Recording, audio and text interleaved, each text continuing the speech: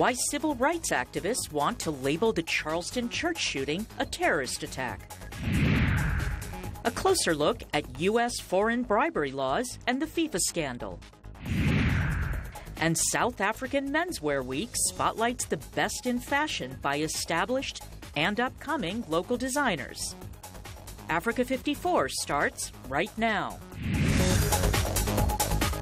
Good evening and welcome. I'm Vincent Makori. This is Africa 54. Tonight, calls for better vigilance and coordinated regional action against Boko Haram. West African UN envoy Mohammed Ibn Chambers told the Security Council that risks of election instability, organized crime, Ebola, and continued attacks by Boko Haram may destabilize the entire region. Boko Haram has killed thousands over the last year in their campaign for an Islamic caliphate. The group has also launched cross-border attacks into Niger and Cameroon. In the latest attack, 2 blasts hit the central Nigerian city of Jos on Sunday and another in the northern town of Zaire on Tuesday. Mr. Chambers says in spite of progress made by the affected countries in the fight against Boko Haram, the security situation in the Lake Chad Basin is of great concern.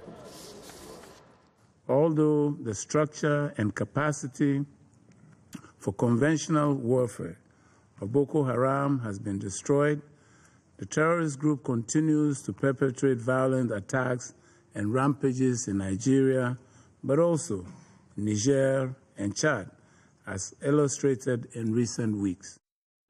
President Muhammadu Buhari has held talks with officials from Chad, Niger, Cameroon and Benin to set up a regional force to tackle the insurgents. Well, in Yemen, more than 1,500 civilians were reportedly killed and 3,600 injured in 3 months of violence. Up to 1 million people are displaced. The United Nations Human Rights Office says it is concerned over the worsening human rights and humanitarian situation in that nation. Fighting has raged across Yemen's south, pitting the Shia Houthis against local Sunni fighters, who in many places fight alongside hardline al-Qaeda militants. UN Secretary General spokesman Stefan Dujarric says the Human Rights Office has also received worrying reports that local popular resistance committees affiliated with exiled President Abu Rabu Mansour Hadi have executed people perceived to be loyal to the Houthi Saleh coalition. Over the past few weeks, the Human Rights Office team on the ground has been able to document human rights violations and abuses and violations of international humanitarian law by all parties to the conflict. These include violations of the right to life, abduction, ill treatment, restrictions on freedom of expression and peaceful assembly, attacks against humanitarian workers, medical staff and facilities, as well as journalists and media organizations. Well, the Iran-allied Shia Houthis say they are rebelling against a corrupt government, while local fighters say they are defending their homes from Houthi incursions. As Sunni Saudi Arabia says it's bombing the Houthis to protect the Yemeni state. Well, as more information surfaces about Charleston shooting, suspect Dylan Roof, white supremacist ideology, there is a debate over whether the killings of 9 black churchgoers should be called a terrorist attack. VOA's Victoria Maki has more from Washington on why civil rights activists want that label to be used. While Charleston buried its dead in the week after the church massacre, one word surfaced over and over again: terror. Not random, but as a means of control, a way to terrorize and oppress. The shooting follows a long history of race-based violence in the southern U.S. by extremist groups like the Ku Klux Klan, which maintain active cells throughout the country and are linked to other attacks. Civil rights activist Mark Morial says the terror label is appropriate for Charleston.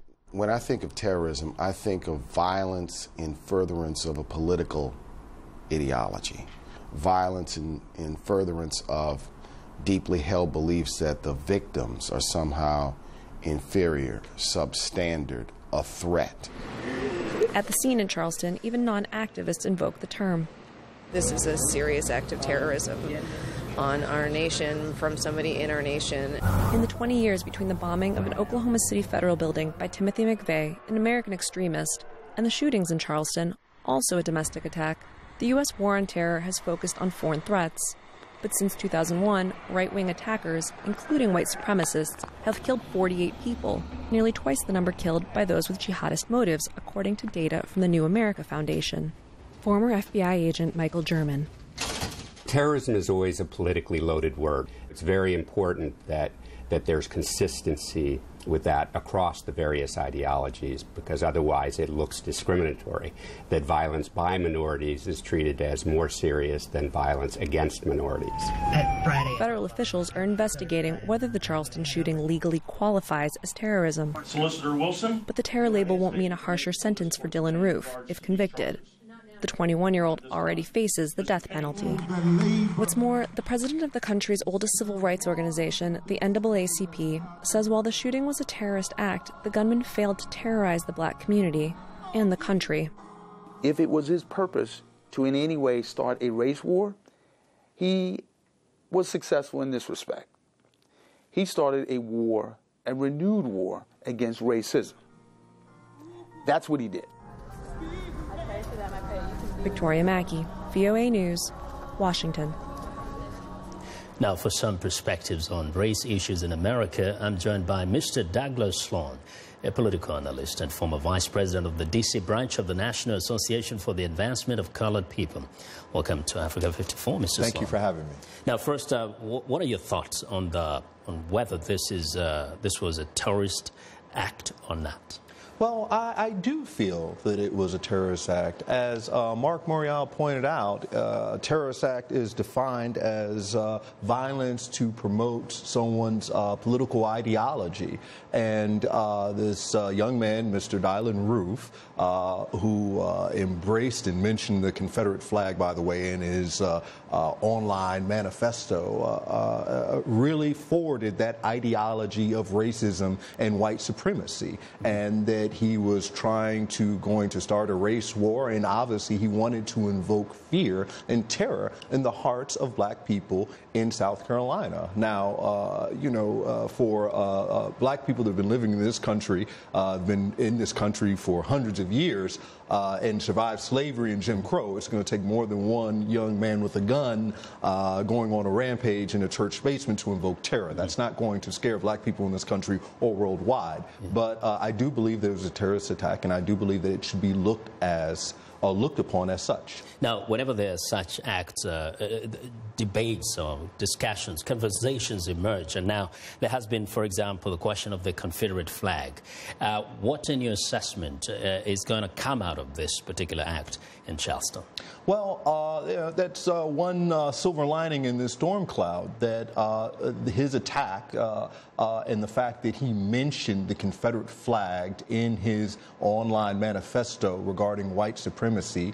The state legislature in South Carolina has stepped forward and said, we must remove the Confederate flag from flying over any official state monuments. They moved it from the Capitol to a Confederate Civil War memorial years ago. But the flag should be taken down. The flag should not be part of the official business of South Carolina or any state. And the fact that this young man had so associated himself with this flag, and that the flag is a symbol of racism, no matter what Confederate heritage people and the sons of the Confederate War veterans want to say, this flag is associated with racism and with hatred. And I would say that the vast majority of black people in this country would view it as such. So in that regard, we are seeing states begin to step forward to remove the flag. Mobile, Alabama decided to remove the flag from its official seal. NASCAR, which is a very large private entity, no longer wants the flag flown at its official events. Governor Terry McAuliffe, who I know personally, said that he will now stop Virginia license tags that have the Confederate flag on them. He will stop issuing those license tags. So we are seeing some movement in that regard to take this symbol of racism down. Now, for our viewers overseas, they may be wondering, do we have such a serious race issue in this country? Do we have so many other groups of extremist groups that may be a threat to black people in this country? I would, the first answer that comes to mind when you ask me that question is yes. There is serious racism in this country. Personally, I didn't see it. It never became as evident to me as when we had our first black president, Barack Obama. You know, it is then when I saw that there was so much racism in this country. But someone said it's a minority group among the white population. Barack Obama was largely elected by a white majority. Well, there's no doubt that it is a vocal minority. Yeah. Let there be no mistake. Yeah. If it was a majority, we would never have a black president. But that group became all the more vocal, shall I say. And the advent of social media helped to convey their racist message and hatred spewing forth on Facebook, on Twitter, on Instagram. The news travels so much more quickly now because we have so many more news outlets and social media that are coming forward and presenting us with this news. So I was never aware that there were so many racist people in this country, but of course it is a vocal minority that's just making a lot of noise now because they think that the country's being taken over, which of course is silly. This conversation will continue. Thanks a lot, Mr. Sloan, for joining us today. Well, Douglas Sloan is a political analyst and former vice president of the D.C. branch of the National Association for the Advancement of Colored People. A huge crowd of Ethiopians in the American diaspora protested Friday outside the White House, a day before America's Independence Day, against President Barack Obama's planned trip to Ethiopia later this year. Africa 54's Esther Githui-Ewart has our report. Human rights violator! Dressed in Ethiopian flag colors of green, yellow and red, the protesters chanted slogans and carried placards saying President Obama's visit to Ethiopia will send the wrong signal to the Ethiopian government, which they accused of being repressive to the opposition and stifling the independent media. VOA's reporter Henok Fente covered the demonstrations outside the White House and told Africa 54 that the protesters were criticizing President Obama for what they referred to as his double standards. They said they do not understand why he should visit a country that infringes on civil liberties. These are some of the things that the demonstrators were saying, look, this is not a country that's serious about democracy. This is not a country that's serious about rule of law. This is not a country that's serious about media rights. Why are you going to a country to give legitimacy to a government that they say is dictatorial? A woman protester outside the White House had harsh words for the Ethiopian government and wanted President Obama to rethink his trip in the country. TPLF is a terrorist group, make East Africa a killing field. We are against that. That's why we are here to tell Obama, don't support TPLF, a terrorist group. However, in an ironic twist, some of the protesters against the Ethiopian government's crackdown on the media turned against our reporter Henok Fente. When I got there, the irony of it is the people who were holding President Obama responsible, criticizing him for going to a country that infringes on media rights, jails journalists, beat and harass me. Fente kept rolling until the harassment got out of hand. Somebody came and sort of tried to take my media pass. In the process, I had maybe a few scratches here, and somebody kicked me in the back. That aside, though, they stopped the coverage of an important demonstration that they were holding. Meanwhile, the opposition in Ethiopia held a press conference Monday asking President Obama to meet with them while in the country so that they can highlight some of the challenges they face, including arbitrary arrests and imprisonment. Esther Githui-Ewart, VOA News, Washington. We want to know what you think about Africa 54 and the stories we covered. Join the conversation on Facebook. The address is Africa 54, and check out our headlines 24/7 on voaafrica.com. Coming up, a closer look at how U.S. bribery laws led to indictments against top FIFA officials. Stay with us.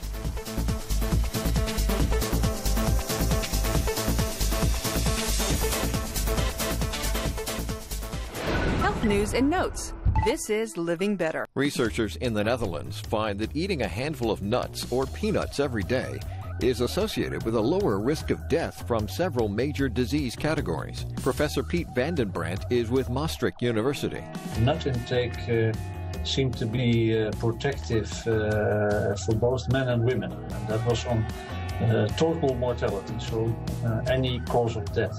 Health benefits of nuts have long been known, but Vandenbrandt says that just 10 grams a day is enough, about half a handful. What we found is that the beneficial effects of nuts and peanuts is already apparent at a lot lower levels of intake than has been suggested before. The researchers stress that these benefits come from peanuts, but not peanut butter. Did not show this effect at all. Peanut butter contains added oils and sugars, which may nullify the peanut's health effects.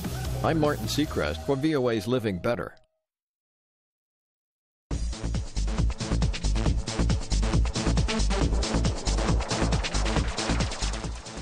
Welcome back. In a last-minute effort to avert economic collapse, the Greek government formally requested a third bailout from Europe Wednesday. Now, the negotiations between Greece and its European partners have been problematic and characterized by setbacks. Angry European leaders have given the debt-strapped nation a final deadline, the end of this week, to reach a bailout agreement with its international creditors. Africa 54's Zoe Ludaki has more. Greek Prime Minister Alexis Tsipras stressed that a new bailout plan has to provide hope to the Greek people. We ask for an agreement with our neighbours, but one which gives us a sign that we are on a long-lasting basis exiting from the crisis, which will demonstrate that there is light at the end of the tunnel. This is the first time that the European leaders stress the importance of what seems to be a final deadline for Greece. Our inability to find agreement may lead to the bankruptcy of Greece and the insolvency of its banking system. And for sure, it will be most painful for the Greek people. I have no doubt that this will affect all Europe, also in the geopolitical sense. If someone has any illusion that it will not be so, they are naive. The stark reality is that we have only 5 days left to find the ultimate agreement. Until now, I have avoided talking about deadlines, but tonight I have to say it loud and clear that the final deadline ends this week. All of us are responsible for the crisis, and all of us have a responsibility to resolve it. Wednesday's newspapers in Greece read Euro or Drachma on Sunday. This one, Greece SOS. Another deadline is also approaching. This Sunday, leaders of the 28 countries that make up the European Union will hold an emergency meeting to discuss the Greek crisis and the future of the country. European Commission President Jean-Claude Juncker acknowledged that there is also a so-called Grexit scenario, meaning a plan for the exit of Greece from the euro currency. At the same time, he tried to reassure, I'm strongly in favor of keeping Greece in the euro area.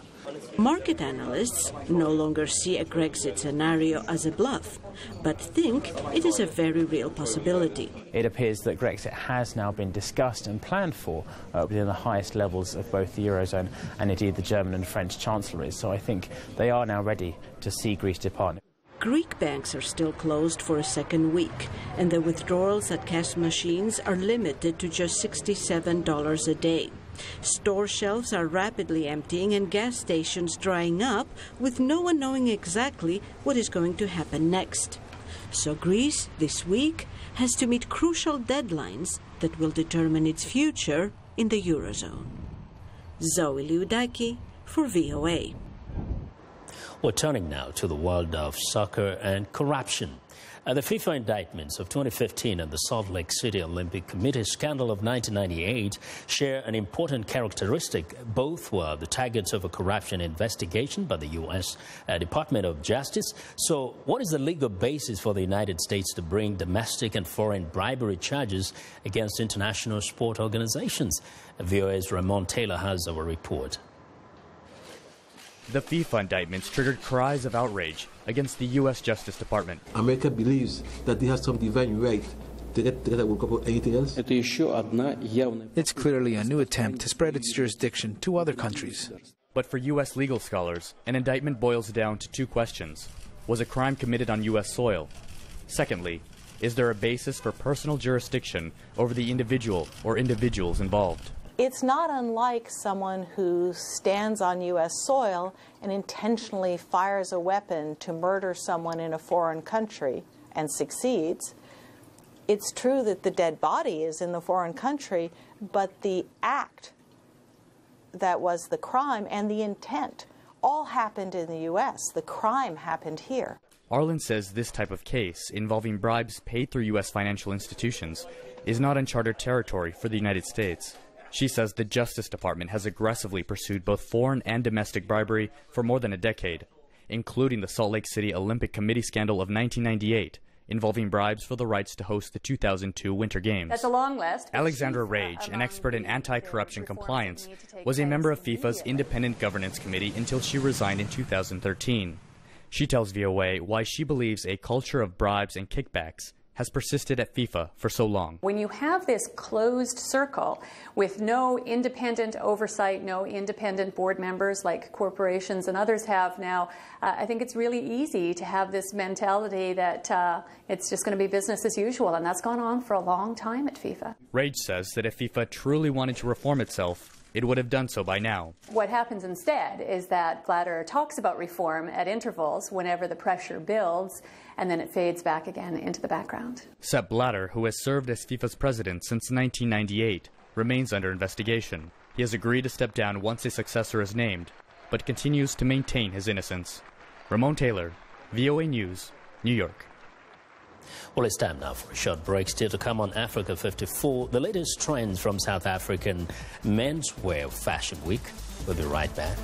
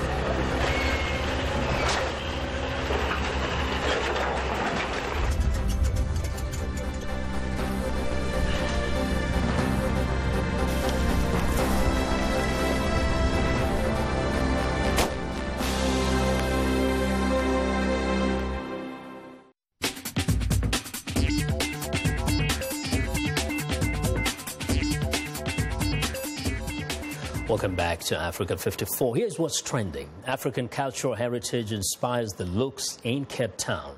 You're seeing some of the out-of-the-box looks at South Africa's Menswear Fashion Week. Menswear often plays a poor relation to women's styles at local fashion weeks, but it is enjoying faster-growing sales and consumer tastes that are becoming more daring. An expanding middle class across the continent is fueling demand for products made by Africans. Recent fashion trends have seen global fashion designers, brands like Burberry, Louis Vuitton, and Christian Dior embrace the continent's style, broadening its appeal. Well, next up, a piece of Olympic history is headed for the auction block. The 1984 Summer Olympic torch that Bruce Jenner carried through Lake Tahoe in Nevada could fetch $20,000 or more. It's the first major piece of Jenner memorabilia to go to auction since the winner of the 1976 Olympic decathlon gold medal became Caitlyn Jenner. Jenner was approached to carry the torch as part of the Los Angeles Summer Olympic Games to help support Caesars Tahoe's agenda of giving back to the local community and promoting area youth programs. Well, and finally, Palestinian youth and old have jumped on a trend of taking selfies at Al-Aqsa, the 18th century Muslim shrine in Jerusalem. Palestinians have embraced the phenomenon during Ramadan as a way of showing their presence at Islam's third holiest city, while using social media to let those who may never get a chance to visit share the experience. Hundreds of thousands of Muslims from the West Bank, Gaza, Israel, and further afield are expected to visit over the course of Ramadan, which ends around July the 17th. And that is what is trending today. Now, in 2012, Sudanese filmmaker Hajuj Kuka set out to make a documentary among Civil War refugees in Sudan's Blue Nile and Nuba Mountains region. And what he found surprised him. Music was helping to save people from bombing raids by their own government. VOA's Caroline Weaver has more. Filmmaker Hajuj Kuka spent 2 years in civil war zones among displaced people in his native Sudan to make his new documentary, Beats of the Antonov. The title refers to two kinds of beats. One is the beat of the music the refugees make in their camps. It's beautiful, creative music. They all come together and they start dancing and they start playing this music, and the music allows them to be as a community. So it allows them to heal. He says the players are always creating new songs about their experiences, played on homemade instruments made from things like plates and motorbike brake belts. Because they ran away without anything. When you're running away, you're not thinking, I'm going to take an instrument. You're thinking, I'm going to carry a baby. And so they just devised these instruments. They're the same old instruments, but actually made out of found objects in the camp. The other beat in Beats of the Antonov is the beat of death. Shrapnel bombs dropped on the southern Blue Nile and Nuba regions by Sudan's government, using old Soviet Antonov planes. Around the camps, young players stay up all night making music to keep watch for the buzz of oncoming planes. And there'd be all these different groups that are just playing until the morning. And if they hear the bomb, they just wake up everybody. Kuka says Sudan's civil war is rooted in the government's forcing an Arab Islamic national identity throughout Sudan, despite the country's 57 ethnicities and 150 different languages. So Sudan became this extreme case where you have all these people who feel marginalized, and whatever they try, they can only become Arab to a certain extent. They come to the ceiling, they can't pass it, and to come to the solution is not a simple solution, and that's why we need the discussion to talk about it. But the solution is to create a Sudan that celebrates the 57 different ethnicities, that every single one of them is part of being Sudanese. Kuka says he thinks the war against Sudan's mostly darker-skinned civilians in the south would end if President Omar al-Bashir were arrested as a war criminal. But until then, he has little hope that peace will come soon. Beats of the Antonov won the People's Choice Award at the Toronto International Film Festival and will air on the POV series on U.S. public television in August. Carolyn Weaver, VOA News, New York. Well, and that's our show for today. Thanks a lot for watching. Have a good night.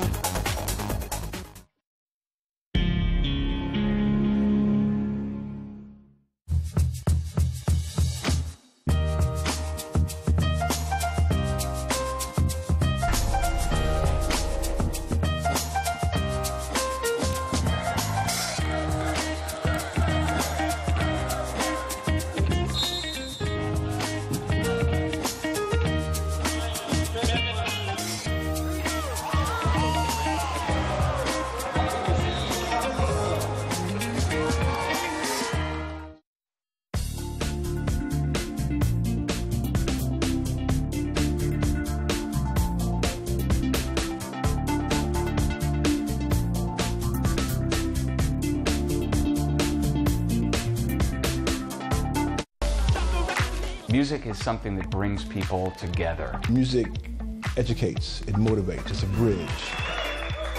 Music. Allie. On VOA. I am Sheikh Asali, host and senior editor of VOA's international call-in talk show, Straight Talk Africa. The issues that we discuss are pertinent to most people on the African continent.